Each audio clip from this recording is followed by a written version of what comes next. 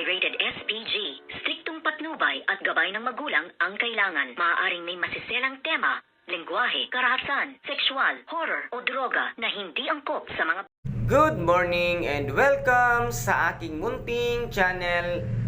Pinakita na nga nitong si Lola Aurea ang kanyang natuklasan dito nga kay Ina at inamin niya mismo sa harapan ni Ina na nagpaimbestiga daw siya tungkol sa kanyang pagkatao. Ngunit isang magandang balita ang kanyang natuklasan na dahil nga si Lola Rosario ito pala ang nagturo sa kanya at tumulong sa kanya para magsimula ng kanyang negosyo na ngayon nga ay nagtagumpay si Lola Aurea dahil nga sa perang ibinigay ni Lola Rosario na ito pala ang tunay na lola nga nitong si Ina. Kaya dito nga naikwento lahat-lahat ni Lola Aurea kung papaano sila nagkakilala at kung papaano siya tinulungan ni Lola Rosario. Kaya't nasabi nga noon nito ngang si Lola Aurea na babawi at babawi siya, ngunit sumakabilang buhay na nga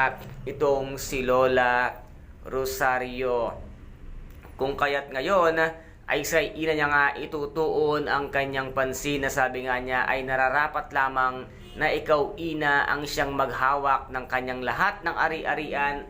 At nasabi niya nga dito na Ina, huwag mong nga papayagan na mapunta sa wala ang lahat ng aking pinagpaguran at ito ay ikaw ang nararapat na siyang mag-manage. Kung kaya't dito nga isang sorpresa din ang ginawa nga ni Ina nang kausapin niya ito ngang si Lola Aurea at sabi nga niya nga magsasign na siya sa last will testament para nga siya na mismo ang mag-manage ng lahat-lahat nga ng ari-arian nito ngang si Lola Aurea. Dahil ngayon kumbinsidong kumbinsido na ito ngang si Ina na hawakan ang lahat ng ari-arian nito ngang si Lola Aurea dahil alam naman niya kung saan at sino ang tumulong nga kay Lola Aurea para makamtan niya ang ganito kaginhawang buhay at nagtagumpay siya sa kanyang mga plano sa kanyang buhay. Kung kaya't si Ina ngayon ang magpapatuloy ng nasimulan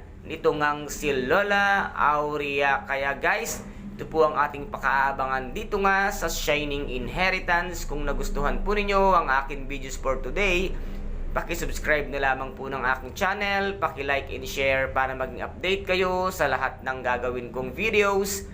Maraming salamat po. Ingat, God bless and bye-bye!